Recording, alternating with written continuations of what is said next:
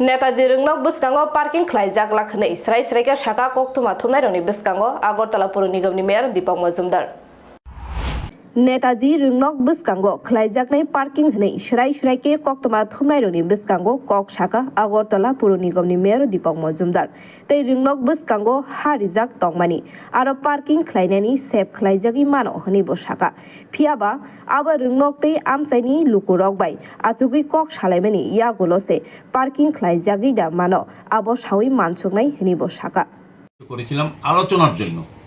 তো নেতাজি স্কুল মাঠটাকে আমরা আমাদের যারা সেদিনে সবাই মিটিংয়ে ছিলেন আধিকারিকরা তারা চিন্তা ভাবনা বিকল্প হিসাবে অনেকগুলি জায়গা আগরতলা শহরে শুধু নেতাজি স্কুল মাঠ নয় অনেকগুলি জায়গাকে আমরা চিন্তা ভাবনা করেছি যেগুলি করা যাবে কি না। সেই আলোচনার মধ্যে নেতাজি স্কুল মাঠটা ছিল। এই মাঠটাকে যদি আন্ডারগ্রাউন্ড পার্কিং জোন করা হয়, ওপরে মাঠটা যেটা আছে তার থেকে ভালো করে একদম সুন্দরভাবে মাঠটা তৈরি করা, যাতে সবসময় নেতাজি স্কুল যেই কাজে মাঠটা ব্যবহার করা বা এলাকার লোকের যারা ক্রীড়ার সঙ্গে যুক্ত আছে বিভিন্ন প্রোগ্রামের সঙ্গে যুক্ত তারা যাতে মাঠটা ব্যবহার করতে পারে এবং আগের অবস্থায় কোনোটাই আগের অবস্থা বর্তমান অবস্থাকে নষ্ট করে নতুন কিছু করার না, নতুন যখন হয় তখন বরং পূর্ব অবস্থাকে আরও সুন্দর আধুনিক করা হয়।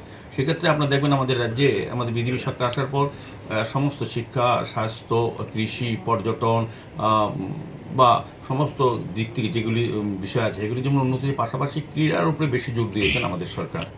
আমাদের দেখবেন এই রাজ্যে বিভিন্ন মাঠগুলি যেগুলি পরিত্যক্ত ছিল বেশ সাব ডিভিশন ডিস্ট্রিক্টে সেগুলি স্টেডিয়াম মাঠগুলিকে তৈরি করা, খেলা উপযোগী করা, স্টেডিয়াম করা, বিভিন্ন সাব ডিভিশন ডিস্ট্রিক্টে স্টেডিয়াম হচ্ছে এখন। এবং পাশাপাশি আপনি দেখবেন সিনথেটিক টার্ফ উপযুক্ত করা হচ্ছে আগরতলা শহর সহ বিভিন্ন জায়গা বিভিন্ন সাব ডিস্ট্রিক্টে কিন্তু এখন মাঠগুলিকে উপযুক্ত করা হচ্ছে। মানে আমাদের সরকারের দৃষ্টিভঙ্গি হচ্ছে খেলার মাঠ যাদের জন্য সেগুলি আর সুন্দর করা, আধুনিক করা এবং যাতে প্রতিভাগুলি গ্রামের প্রতিভাগুলি সুন্দরভাবে সুযোগ পেয়ে শহর হয়ে রাজ্য হয়ে যাতে আমাদের দেশীয় আন্তর্জাতিক পর্যায়েও তাদের যাতে সুনাম অর্জন করতে পারে। সেক্ষেত্রে প্রতিভাগুলি বিকাশের ক্ষেত্রে আমাদের এবং স্কুলে যাতে যারা পড়াশোনা করে ছাত্রছাত্রীরা তাদের যাতে শারীরিক শৈলী বিকাশের ক্ষেত্রে সুস্থ রাখার ক্ষেত্রে এবং আমাদের রাজ্যের মাননীয় মুখ্যমন্ত্রী প্রফেসর ডক্টর মানিক সাহা নীতিশ সরকারের যে আমাদের নেশামুক্ত ত্রিপুরা গঠনে যে আমরা ডাক দিয়েছি এই আন্দোলনের সঙ্গে আমরা যারা জড়িত আছি, আমরাও চাইছি যত বেশি সংখ্যক যুব সম্প্রদায়কে যুব সমাজকে সাংস্কৃতিক এবং ক্রীড়া অঙ্গনে তাদেরকে আবদ্ধ করা, তাদেরকে মাঠমুখী করা। কাজে মাঠগুলি সংরক্ষণের দায়িত্ব আমাদের সরকার নিয়েছে, এটা আগে সরকার করেননি। আগে যারা দায়িত্বে ছিলেন সিপিএম সরকার তারা চিন্তা ভাবনা করেননি। আমাদের সরকারের দৃষ্টিভঙ্গি হচ্ছে সমস্ত জায়গাগুলি সুরক্ষিত রাখতে আধুনিক ব্যবস্থার মাধ্যমে তাদেরকে ব্যবস্থা সার্বিকভাবে সকল অংশের মানুষের চিন্তা আমাদের সঙ্গে আছে। খেলার মাঠ তৈরি করলাম, স্কুল তৈরি করলাম, অফিস তৈরি করলাম, পাশাপাশি অন্যান্য মানুষের যে প্রয়োজনীয়তা যেমন শহরকে যানজট মুক্ত করা, এটাও কিন্তু একটা প্রয়োজনীয় পক্ষে। প্রায় সময় আমাদের সরকারের প্রতি মানে আঙুল তোলেন, আমাদের পৌর নিগমের কথা বলেন যে তারা তো যানজট মুক্তের জন্য নির্দিষ্ট কোনো পরিকল্পনা নিচ্ছেন না, যখন নিচ্ছি তখন বলছেন এটা হচ্ছে না।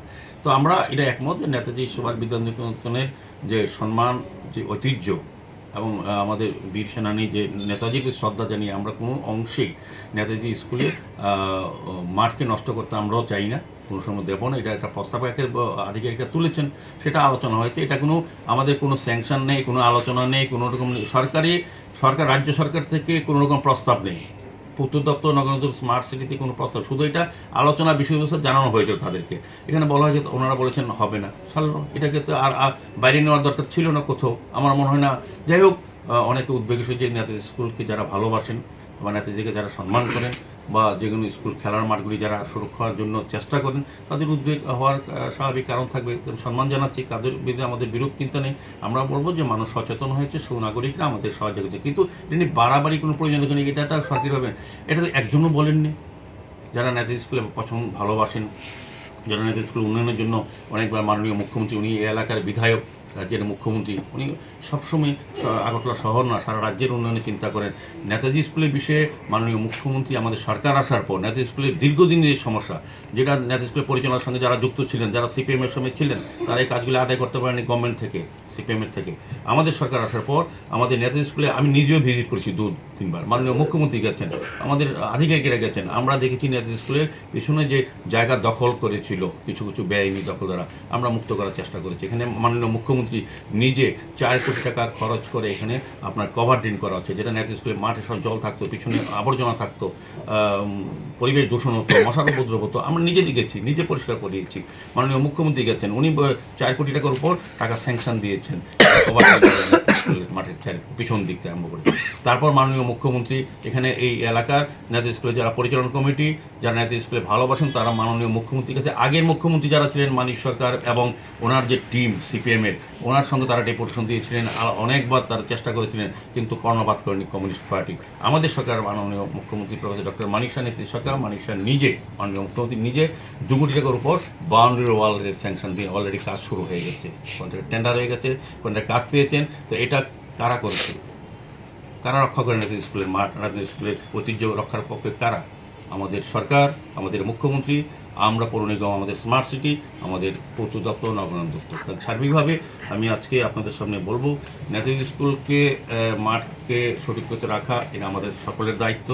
আমরা এই কাজ করছি। আমরা আগরতলা শহরকে যানজট মুক্ত করার জন্য বিভিন্ন পরিকল্পনা নিয়েছি। আমি আশা করব সবার সহযোগিতা করবেন, কারণ কিছু কিছু ব্যক্তি বা প্রতিষ্ঠানের জন্য আমরা লক্ষ লক্ষ লোকের অসুবিধা করতে দেব না। আমাদের সরকার সুনির্দিষ্ট চিন্তা ভাবনা নিয়ে, প্ল্যানিং নিয়ে কাজ করছে। শহরে যানজট মুক্ত করা, শহরকে বর্ষা জল থেকে বাঁচানো শহরবাসীকে, এবং আলোর ব্যবস্থা করা। এবং দেখবেন আপনারা যে যতগুলি আমরা পরিত্যক্ত পুকুর ছিল সেগুলি সংস্কার করে আলোর ব্যবস্থা করে সৌন্দর্যায়ন করে মানুষের ব্যবহারে উপযুক্ত করে দিয়েছি। বিভিন্ন পার্কগুলি যে সমাজবিরোধী আড্ডা ছিল, নেশাকারীদের স্থল ছিল আড্ডার, সেগুলি আমরা নতুন করে সংস্কার করে ব্যবহার করার উপযুক্ত করে সার্বিকভাবে আগরতলা শহরকে সুন্দরভাবে সাজানোর চেষ্টা করছি। শুধু আপনাদের নগরবাসীর সহযোগিতা চাইছি আমরা। আর নেতাজি স্কুলের যারা নেতাজি স্কুল নিয়ে উদ্বিগ্ন, তাদেরকে আশ্বস্ত করছি এই ধরনের পরিকল্পনা আমাদের নেই। শুধু প্রস্তাব বিভিন্ন জায়গায় করা হয়েছে, যেখানে সুযোগ হবে, কাজ হবে, যারা সহযোগিতা যারা বলবেন করার জন্য করব। আমরা চাই সকল অংশে মানুষের একমাত্র সরকার যেটা আমাদের মানিক শাহ নেতৃত্বের সরকার, এবং আমরা পৌর নিগম, আমরা কিন্তু মানুষের সঙ্গে কথা বলে মানুষের সমস্যার সমাধান নিরসনের চেষ্টা করি। সমস্ত আলোচনা হয় মানুষকে নিয়ে, যে আমাদের কোনো চাপিয়ে দেওয়ার কোনো সিদ্ধান্ত আমাদের সরকার বা আমাদের পৌর নিগমের কোনো, আমরা এই কাজ করি না, করবো না। কাজে নেতাজি স্কুলের সম্বন্ধে যারা বলেছেন বা চিন্তা ভাবনা করেছেন, তাদেরকে আমি সাধুবাদ জানাই যে তারা ভাবছেন।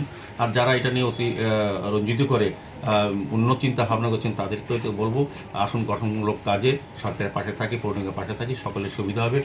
এই আগরতলা শহর শুধু আমার আপনার নয়, সারা শহরবাসী, সারা রাজ্যবাসী, সারা বিদেশ থেকে যারা লোক আছেন, শহরকে শুধু শহর আমি আমার দাবি করলে হবে না, শহরটা সবার জন্য। আগরতলা নিসিমি প্রণব নিকথ, ব্যুরো রিপোর্ট, খুমপুই।